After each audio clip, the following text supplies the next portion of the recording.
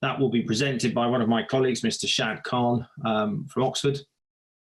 So let's just move on now to today's session. It's my pleasure to introduce Ray Delicata. He's a colorectal surgeon from South Wales who's trained throughout the world. He's heavily involved in medical training at all levels, including being an examiner for finals at the Cardiff Medical School. He's going to talk today on the topic of perianal fistula. This is an important topic for colorectal surgery, which causes fear and consternation for both patients and clinicians, probably in equal measure. We have the ability to ask questions. You will see at the bottom of your screen a Q&A tab. If you open that, then you can ask questions. I will answer those as we go along. Those questions that are asked by lots of you, I will save towards the end. So let's get underway. Let's get Ray to present this webinar and try and bring some clarity to this very common but challenging colorectal condition. Over to you, Ray. Thank you very much, Mark, for your introduction. May I too welcome everyone that's online and participating in the webinar. As Mark said, I shall be talking about fistula in ano or perianal fistula. And essentially during this webinar, we will be seeing how commonly they present, how they arise, and how we investigate and treat them. As the anatomy of the area is crucial to how we classify them and treat them, I think it would also be useful and sensible to say something about the anatomy of the area as well. One of the commonest clinical situations that I think you will very certainly encounter during your surgical life, even if it's only 3 months or 4 months as an FY1, will be a perianal abscess. This usually presents with a perianal painful lump, which is there all the time, and which the patient sometimes describes also as a throbbing type of pain. Usually when that feature comes on, the throbbing, it usually implies that there is suppuration and the presence of pus inside the lump. On examination, I am sure you will all remember the 4 cardinal signs of inflammation: the redness, the heat and warmth of the lump, swelling, of course, and pain, which, if you all remember, in Latin we used to call rubor, calor, dolor, and tumor. There will also be some fluctuance, although I'm very sort of careful mentioning fluctuance because it means touching the lump and pushing on it a little bit. You remember how to elicit fluctuation between finger and thumb with the examining index finger of the other hand, but in most instances this is so painful that probably patients will not let you do it that easily. As you can see, the slide on the left shows these features. The slide on the right shows also another way in which these perianal abscesses present. You can see that it is starting to break through the skin, and some patients will say that they've noticed a pussy discharge together with perhaps a little bit of bleeding. May I also remind you that these abscesses may sometimes also be associated with quite a significant number of systemic changes, such as a rise in temperature. You may get a tachycardia, raised white cell count, a raised C-reactive protein. A number of these patients are diabetics, as we shall see in a slide later on, and in fact, the presence of such perianal sepsis may sometimes result in loss of control of the diabetes as well, of the blood sugar. So these pictures show how the 2 commonest types of abscesses present. We have the ischiorectal abscess on the left and the perianal abscess on the right, but there are also a couple of other types of abscesses, namely the supraelevator abscess and also the intersphincteric abscess, which is a very important entity within its own right, as you can see from the diagram below. I think at this stage, it's probably important also to mention another painful perianal condition, which can sometimes be mistaken for a perianal abscess, and that's the painful perianal hematoma, which we also call the thrombosed external pile. This usually presents with a swelling which is near the anus. It is not associated with redness, but it's very painful. It's usually due, as you know, to the presence of thrombus within a hemorrhoid, and it does in fact contain clot rather than pus, although if you leave it for long enough, it will eventually suppurate. It's usually evacuated quite easily with a slit over the skin and evacuation of the hematoma. In general, however, painful perianal hematomas never produce a fistula. Perianal abscesses do. And how do they do this? Well, these abscesses usually occur, if I could direct you to the figure on the right, these abscesses, sorry, my phone is just going. These abscesses usually occur because of inflammation within the glands which lie, within the anal glands which lie within the internal anal sphincter. I don't know if you can see my pointer here, but that's one of these anal glands. These glands open into the anal canal at the level of the dentate line. And as you can imagine, if you have sepsis within one of these glands, it just continues to increase in size, and eventually it either ruptures sideways towards the ischiorectal fossa and out through the skin, or we actually incise it surgically. And therefore, we are creating a communication between the inside of the anal canal and the outside, and that, as you know, is a fistula, which is a communication between two epithelial surfaces. Now, what we're describing here is what we call the classical cryptoglandular fistula. A cryptoglandular fistula always has the internal opening at the level of the dentate line, because that is where the anal glands usually open. There are other causes of fistula in anal. We've already mentioned the possibility of diabetes. Patients with diabetes do have a higher incidence of abscess formation and therefore fistulation. Crohn's disease is very well known to cause perianal sepsis and perianal fistulae. Tumors can produce them. Patients who have undergone radiotherapy, patients who have disease which immunocompromises them, patients with malignancy on chemotherapy, and patients with HIV. And obviously trauma can cause this. There are also some obscure conditions which used to be common in the past, including tuberculosis, actinomycosis, lymphogranuloma venereum, and rectal duplication. Rectal duplication presents usually with a rectal duplication cyst. The cyst eventually suppurates and you get perianal sepsis. These are, by and large, very rare conditions. I think that before we go on with the classification and management of these fistulae, it's probably important to say something about the anatomy of the anal canal. I apologize a little bit for the crudeness of this diagram. I drew it myself, and it's not easy drawing with the cursor on PowerPoint, but I think it shows the salient features, and I would like to point these out. There is a dentate line, which, as you all know, marks the junction between the ectodermal part of the anal canal, that part that we call the proctodeum, and the endodermal portion of the anal canal.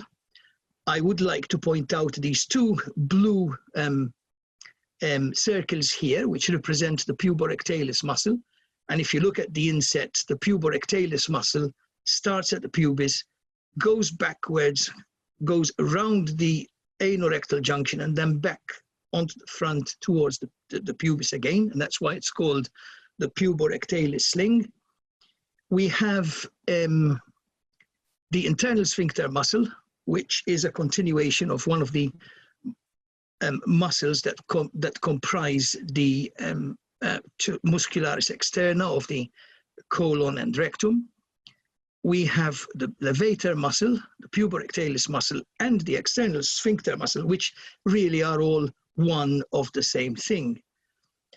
May I remind you that the external sphincter musculature and the pelvic floor musculature are all striated muscle, and therefore voluntary muscles, whereas the internal sphincter muscle is mediated by parasympathetic fibers. It's under autonomic control. Just to be an anatomical purist, I would like to remind you that we actually split the external anal sphincter into three parts: a deep part, a superficial, and a subcutaneous. But I think that for the purposes of functionality and management, we consider all these parts to be one. There is also a corrugator cutis ani, which is the muscle that is represented by the circle here, and that is a rudimentary muscle which is akin to the fasciculus carnosus, which, if you remember anatomically, it comprises also the muscles of the face.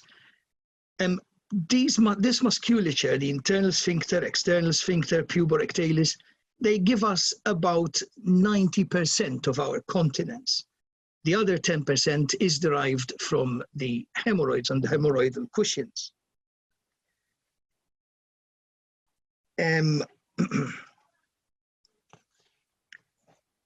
Now, we've mentioned continence, and this is a very, very important word in the management of fistulae in ano, because any damage to these muscles causes incontinence.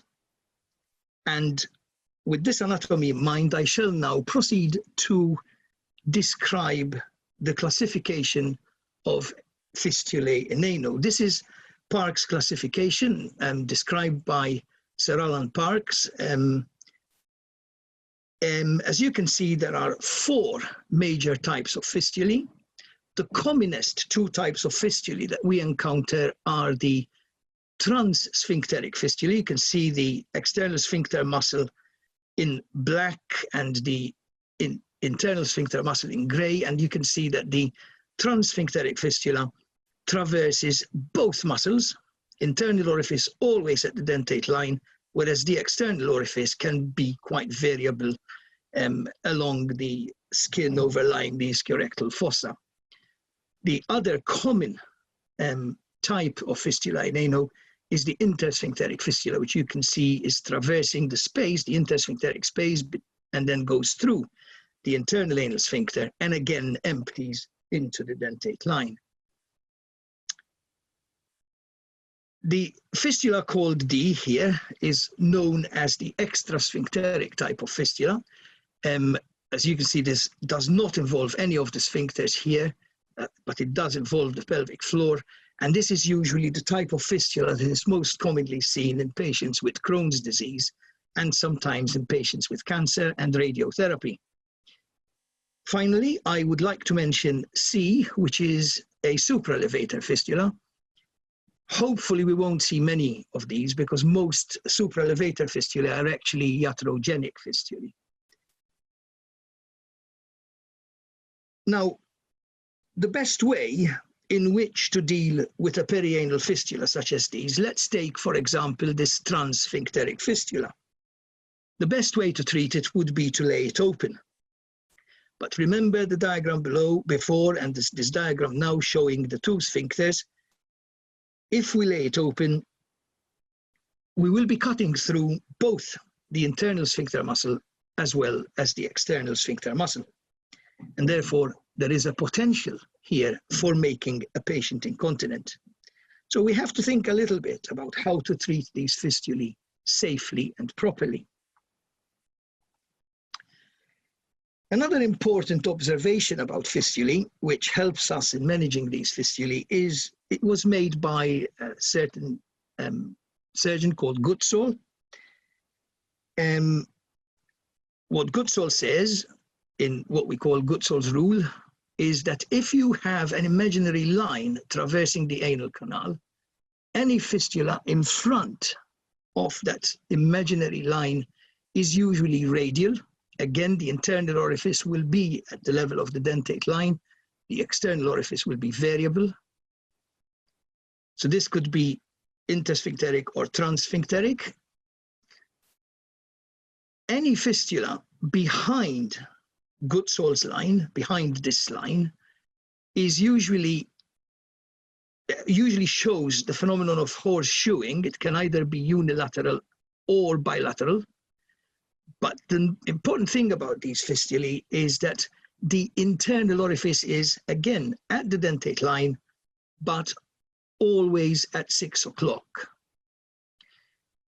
This isn't hard and fast, this rule, and you may have fistulae anterior to Goodsall's line, which are horseshoeing, and vice versa. You can have fistulae behind Goodsall's line, which are radial.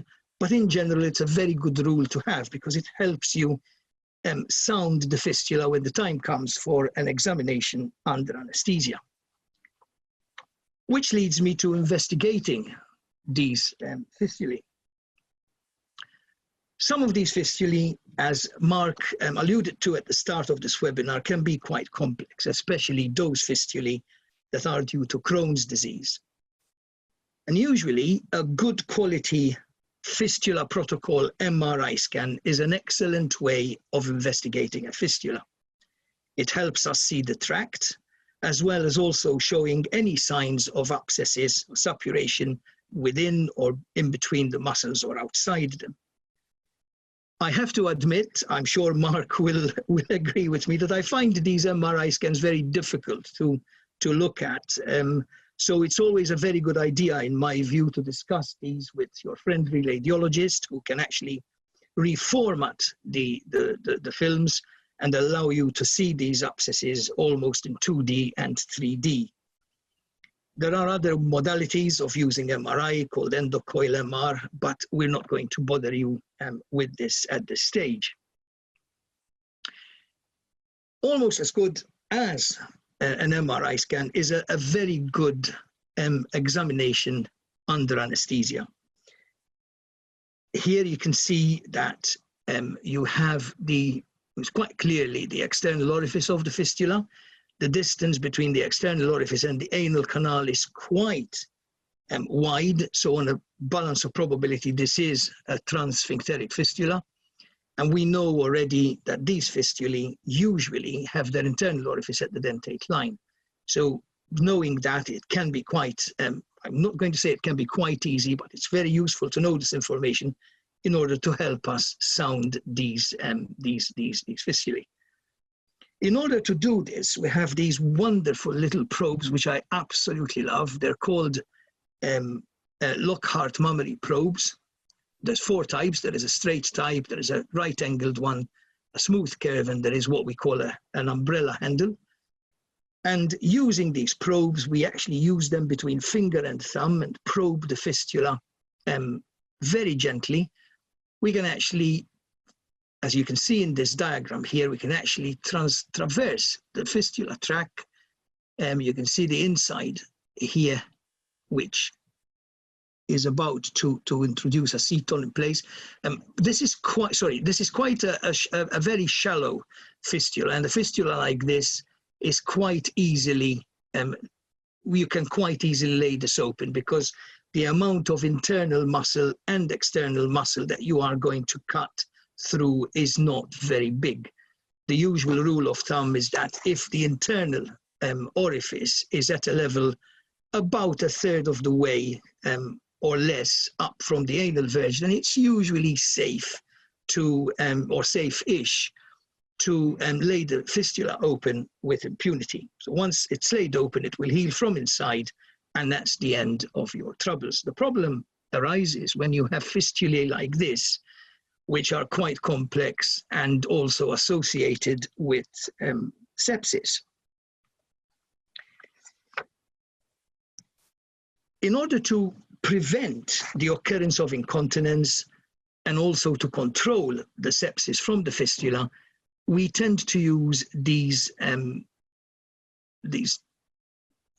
material. Some people use suture material. I prefer to use a rubber sling, which the vascular surgeons tend to use. And the reason why I do that is because I think patients find it easier to keep the area and the actual seton clean. The whole point of the seton is that it keeps the track of the fistula open, preventing the two ends to close off and producing further suppuration and abscess formation. As you can see in the last picture, this is a Crohn's patient with a lot of suppuration and a lot of fistulae. There was an abscess here. There was about 3 fistulae, if I remember well. This is quite an old slide of mine. And in fact, you can see that there is more than 1 fistula which have been setoned.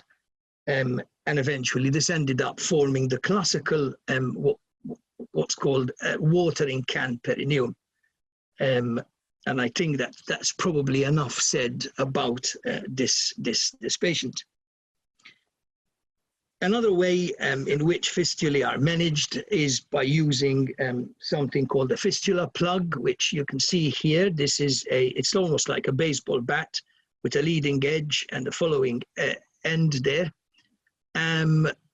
The fistula is sounded. Here I'm replacing the seton and eventually introducing the fistula plug, which we eventually bury underneath the skin and underneath the submucosa inside the anal canal. The actual plug is made of dacron, and it eventually gets infiltrated with granulation tissue and closes off the fistula track.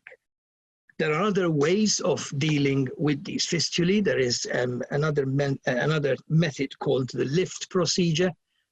And also there's fistulectomy, where we excise the tract and divide the external sphincter, and then after excising the tract, we actually close the external sphincter again. But I think that these methods will complicate matters for you at this stage, and I think that they really ought to be outside the scope of this webinar.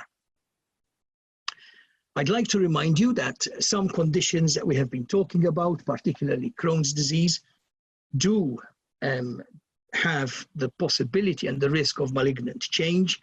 And this has always to be borne in mind when patients have recurring fistulae as well, particularly in patients with Crohn's. This is actually a patient who had Crohn's disease, which was so severe that we ended up doing a proctectomy.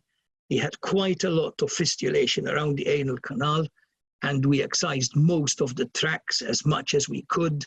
There was, however, 1 tract which remained, and eventually he ended up with cancer within it. There was only a tiny bit of it on the side here, and it developed this, it was an adenocarcinoma. We had to excise it and then grafted it and treated it with radiotherapy.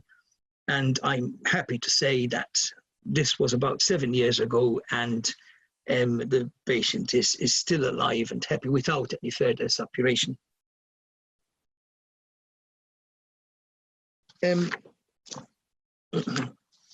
So I think that we have come to the end of the webinar. I'd like to remind you about some of the features that we talked here.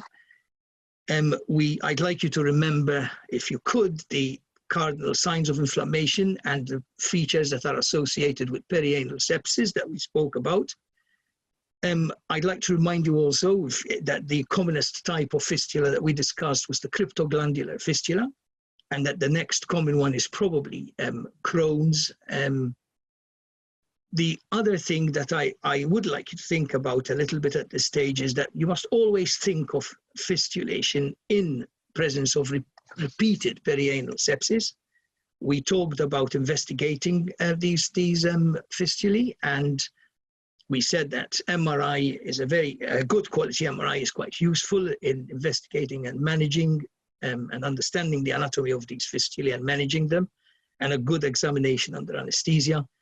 And insofar as treatment is concerned, I think that the take-home message here is that seton is probably the safest way of dealing with these, and I think that that's what you probably ought to go home with, because of the risk of making patients incontinent in the management of their fistula. Well, thank you very much, and I would like to invite you to ask any questions. I think Mark's still off sound, but Hi, Ray. I'm just trying to answer a question, but I've got a couple of questions from the audience to put towards you. Thank you for that. It was a very informative run through of fistula in ano. We do have a question. Putting a seton in is just a temporary procedure. What do you think about that? Do you look at a seton as a temporary procedure, or do you look at them as a permanent treatment? What's your feeling? I think it depends. I think there are some patients who we treat originally with setons. It's almost like you want to get a feel with a. I didn't talk about the types of setons that we use. We have loose setons and we have cutting setons. I didn't want to complicate the matter. Sometimes when you encounter a fistula for the first time, you want to sort of get a feel for it. And in the first instance, you'd put a seton which is loose. Eventually, if you can't lay it open, then you can certainly change that seton to a cutting seton. And in order to do that, what I tend to do is to cut the skin and the subcutaneous tissue along the whole track of the fistula until I get to the muscle. And then you use a seton that you actually tie the muscle with in a sense to cause it to become ischemic and cut through slowly. And that way you can eventually deal with the fistula without having to keep it on with a seton.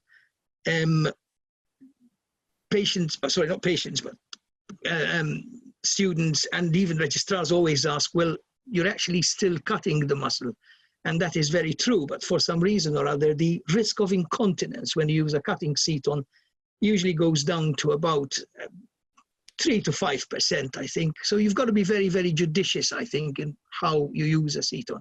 Yeah. With Crohn's disease, I tend to keep setons for as long as possible. And some patients, we just bring them in, change the seton, and they just carry on with life as normal. Although, as you know, Mark, we do have a number of medications now, monoclonal antibodies, infliximab, adalimumab, which have helped us being able, or has given us the ability to remove the seton without the fistula being active. Yeah, no, I agree. And I would just add one point. A patient who has a seton in that tolerates their seton well, who can't have their fistula divided because it's involving over a third of the muscle complex, is a very reasonable way to treat a patient, especially in something like Crohn's disease. So whilst we usually use them as a bridge to more definitive surgery, they can be used as a treatment in their own right. And I don't think we should ever underestimate a seton that the patient tolerates well who becomes asymptomatic. I absolutely agree. Okay, good. It's a question that sort of stumped me, and I wondered if you might know the answer. Why is Goodsall's rule as true as it's said? Well, it actually isn't. We teach it. It isn't, is it? We teach it to medical students all of the time, but I do remember some time ago, I don't know if you remember, we used to have at the Association of Coloproctology, we used to have these CME afternoons. And at one of those CME afternoons, I remember it was Paul Farrans, who used to be a colorectal surgeon in Brighton. He's retired now. And he did actually a meta-analysis on behalf of the association looking at Goodsall's rule and how true it is. And in fact, the long and short of it is that it doesn't actually work. No. That's my feeling about it. But we teach it to medical students, and I felt that it was important that I mentioned it today. Yeah, no, I think you agree with that. No, I agree. Historically, we use it. I think it is useful in the theatre as it gives you an idea of where the tract may go, but it's not definitive by any stretch. One final question, and then I think we'll draw it to an end. Just what is the difference between a fistulotomy and a fistulectomy? Right. A fistula, we in one of the slides, I did say that it looked shallow and we treated it by laying it open. That is a fistulotomy. A fistulectomy is when you actually excise the tract. And in order to do that, you have got to cut through the muscle, particularly the external sphincter muscle. So essentially what you do is, I have done a few, only in very, very, very exceptional circumstances where you actually cut round the actual external orifice and continue with the dissection all the way through to the anal canal, dividing the muscle in between. And then once you've excised the whole of the tract, the fistula tract, hence the term fistulectomy, then you close the muscle over with an overlapping technique in the same way as we treated for incontinence and sphincter repair. That would be the fistulectomy. I hope that answers the question. Yeah, no, I think it does. I think we've probably got one more, quite a highbrow question here now. What is the real value of VAAFT in the treatment of complex rectoanal fistula? I think. The value of? VAAFT. VAAFT. Well, I have to say, I don't practice it at all. I wouldn't be able to say what the value of that is. I've never used it as a method of treatment. I just stick to a very, very simple way of doing things. So I'm afraid I can't answer that question. Mark. Yeah, no, I don't know if you've got views on it. No, I don't personally. I think if you're a fistula expert, somebody whose life's work is to manage this condition and takes the difficult resistant cases, I think it has a role. I think for most colorectal surgeons, we deal with simple fistula in ano, and some of the slightly more complex, and I think most of us would use a lift. I think there is value in all of these treatments because we don't have a treatment that works per se. There isn't one that we all do. There are options depending on where the fistula is, and I think it's another tool in the armamentarium for somebody to use. Yeah. It's something that I actually wanted to learn how to do, VAFT, and I was supposed to go to Leuven again to learn how to do it, but unfortunately I applied for a sabbatical and it was refused because of coronavirus. So there we go. Yeah, no, I mean, I suppose the short answer is the reports show that it has a good success rate. It doesn't have much in the way of complications or risk of incontinence. I think it's a bit like a fistula plug. At the end of the day, the evidence behind them depends on which paper you read. But I think they're all safe and they're all an option or a tool for people to use. Okay, I think we should leave it there. We're just past our time. It just gives me time again to just thank the Royal College and the RSA, but also to thank Ray for an excellent presentation. Thank you.